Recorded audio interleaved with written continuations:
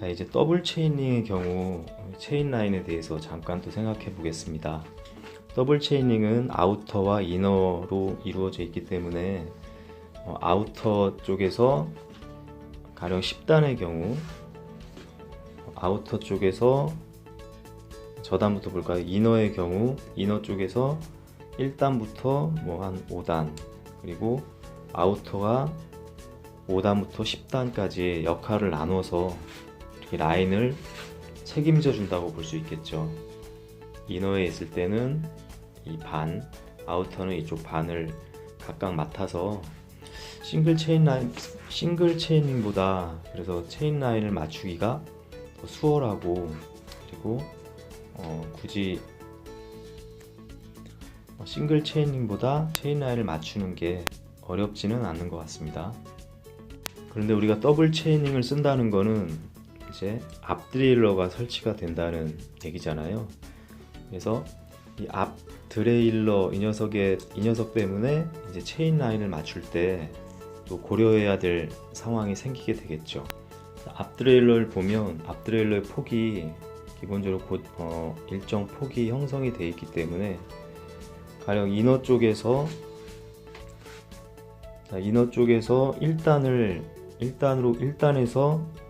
5단까지 움직인다고 봤을 때, 자, 이 체인이 이렇게 움직이게 되잖아요. 그러면 이 앞 드레일러의 이너 플레이트, 아웃 플레이터에 간섭이 없도록, 또 워낙 좁은 범위에서 움직이기 때문에 세팅을 어떻게 하냐에 따라서 간섭이 생길 수가 있겠죠. 그래서 이 간섭이 없도록 또 맞춰주는 그것도 또 체인 라인의 하나라고 또 볼 수 있겠습니다. 그럼 이제 본격적으로 앞 드레일러 기본 세팅이 이제 자리를 다 잡았잖아요. 자리를 잡았기 때문에 그럼 다음 단계는 이제 이너와 아우터 쪽을 기본으로 세팅을 해줘야 됩니다. 그러니까 이너 쪽을 먼저 이제 맞추게 될 텐데요. 이너를 맞추기 위해서는 아까 말씀드렸듯이 뒷트레일러가 일단 세팅이 되어 있는 상태로 해야 됩니다. 이너 체이닝을 맞추기 위해서는 먼저 뒷트레일러가 일단 가장 저단 상태로 위치를 하게 하고요. 그리고 위에서 봤을 때 1단에 놓은 상태에서, 자, 앞 트레일러가 일단은 스치면 안 되겠죠. 그래서 이너 플레이트와 체인링이 스치지 않을 정도까지 위치를 잡아주게 됩니다. 그게 가장 먼저 기본으로 해줘야 될 세팅이겠죠. 자, 지금 같은 경우는 이렇게 거의 스치지 않을 정도인데요. 자, 이너 플레이트를 조정해 주는 게, 이너 쪽을 조정해 주는 게 이제 앞 드레일러에 보면 보통 한계 조절 나사가 2개가 있습니다. 보통은 체인링의 위치에 따라서 안쪽에 있는 게 저단 한계 조절, 그리고 바깥쪽에 있는 게 고단 한계 조절 나사입니다. 저단 한계 조절 나사를 돌리면 잘 아시겠지만 이렇게 움직이게 되겠죠. 풀어주면 안쪽으로 들어가고요. 안쪽으로 들어가면서 벌어지죠. 너무 이렇게 벌어진 상태로 세팅하는 게 아니고요. 이렇게 너무 벌어진 상태로 세팅하게 되면 문제가 뭐냐면, 변속을 한다는 거는 이 앞 드레일러가 체인을 밀어주는 거잖아요. 자, 밀어주는 거기 때문에 너무 벌어져 있을 경우에는 그만큼 밀어주는 범위가 좀 더 작아지게 되겠죠. 그렇기도 하고, 이게 벌어져 있을 경우는 자칫 체인이 아래로 떨어져서 낄 수도 있게 되겠죠. 그래서 체인 이탈을 방지하고 또 원활한 변속을 위해서 약속된 세팅을 해주는 겁니다. 이너 플레이트가 체인에 스치지 않을 정도로만 조절을 해주면 되겠습니다. 기본적으로 이거 이렇게 보면서 하면 그렇게 어렵진 않으니까요. 스치지 않을 정도로 세팅을 해주는데, 우리가 여기서 이제 고려해야 될 부분이 이런 겁니다.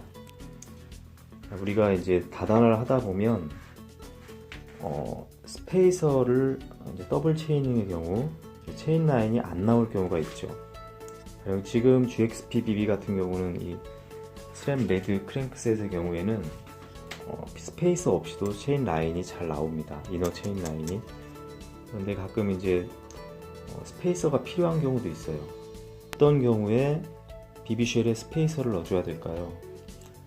이렇게 이너 쪽 체인 라인을 맞춰서 저단 한계 조절을 아무리 풀어도 체인이 스치는 경우가 있습니다. 더 이상 가지를 않는 거죠. 이 BB쉘 쪽에 스페이서를 넣어서 이 크랭크를 체인 라인을 전반적으로 바깥으로 이동시켜 주는 겁니다. 그러면 이렇게 체인이 함께 이동을 하게 되면서 일정 공간이 확보가 되겠죠.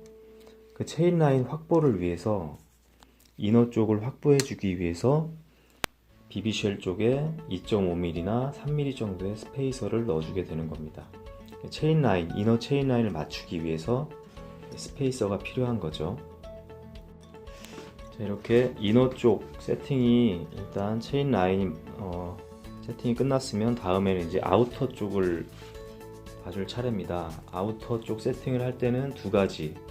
먼저는 체인을 가장 고단에 위치시키고요. 아우터 쪽을 봐야 되니까 아우터 고단에 위치시키고, 그 다음에 이제 고단에 위치시키기 위해서는 이제 케이블을 이제 체결 볼트에 체결을 해주면 되겠습니다. 그 전에 이제 케이블을 체결해 주기 전에 먼저 장력 조절 나사가 있습니다. 장력 조절 나사, 배럴 조절 나사죠. 배럴 나사는 보통 앞드레일러의 경우는 장력을 강하게 해줘야 될 경우가 거의 많습니다. 그래서 먼저는 장력을 가장 약하게 다 잠궈주고요. 완전히 다 잠궈준 상태에서 한 2바퀴 정도 풀어준 상태에서 시작을 하면 되겠습니다. 그리고 변속도 일단 선이 걸리거나 어디 찝히는 부분 없는지 원활하게 잘 따라오는지 먼저, 지금 제가 손이 한 손밖에 없어서 정확하게 보여드리지 못하는데 이 선이 잘 따라오는지 먼저 확인을 하고요. 1단 상태에 두고 1단 상태에서 팽팽하게 당긴 상태에서 이 가이드 라인이 있죠. 트레일러마다 선이 지나가는 길이 있습니다. 포스 앞드레일러의 경우에는 뭐 이렇게 복잡하진 않습니다.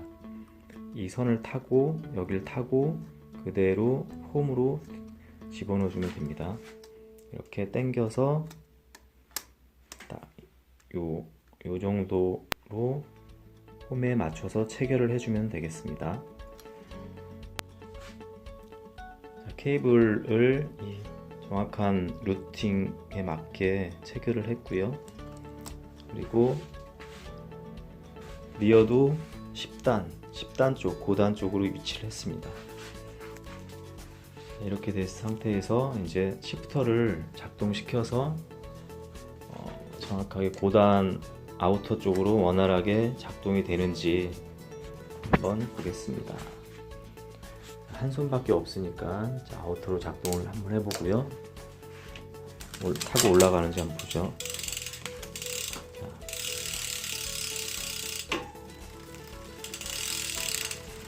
특별한 이번에 한 번에 그냥 바로 올라오는데요. 아우터로 변속을 했을 때 원활하게 아우터 쪽으로 올라오지 않는다는 것은 이유가 두 가지 정도로 볼 수 있겠습니다. 하나는 이쪽 케이블의 장력이 약해서, 케이블 장력이 약하면 시프터를 당겼을 때 일정 약속된 거리보다 적게 움직이게 되죠.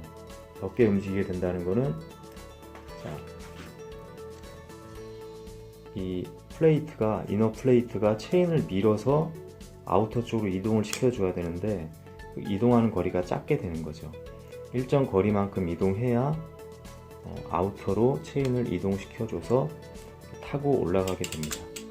근데 이제 케이블 장력이 약하게 되면 그 거리가 짧아지는 거죠. 그럴 경우에는 아까 배럴 나사를 장력을 조금 더 강하게, 강력을 강하게 해주면 이게 지금 케이블이 고정이 되어 있기 때문에 배럴 나사를 이렇게 장력을 당겨준다는 거는 얘를 자꾸 겉선을 밀어준다는 얘기거든요. 겉선을 밀어주면 속에 있는 속선이 팽팽해지게 됩니다. 팽팽해지게 되면서 이 케이블 장력이 강해지죠.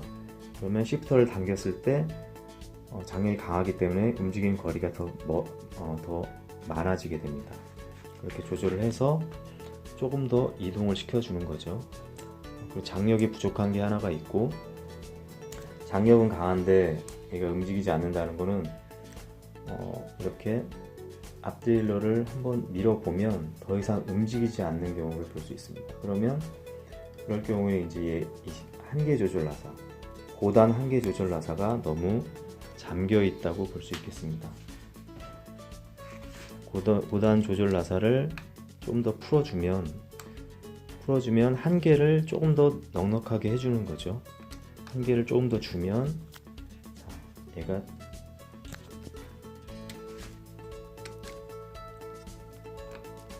한계를 좀 더 풀어서 움직일 수 있도록 조금씩 조절을 해주는 거죠. 그렇게 되면 자연스럽게 타고 올라오죠.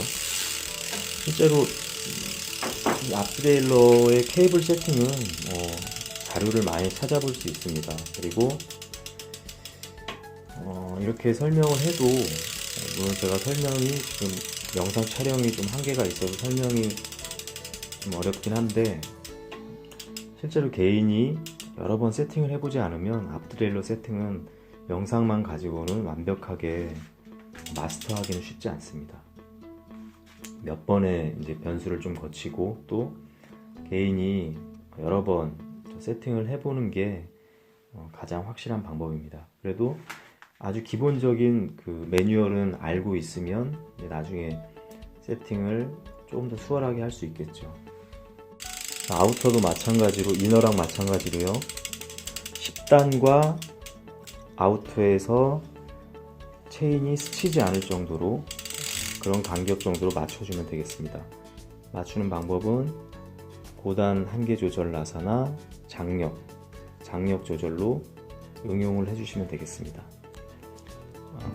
장력이 약할 때는 배럴 나사를 통해서 장력을 좀 강하게 해주면 좀 더 올 수 있겠죠. 근데 좀 더 오는 걸 방해하는 게 한계 조절 나사이기 때문에 한계 조절 나사를 조금 더 풀어서 아우터 쪽으로 좀 더 이동할 수 있도록, 그런 식으로 조금씩 미세하게 세팅을 해가면 될 것 같습니다.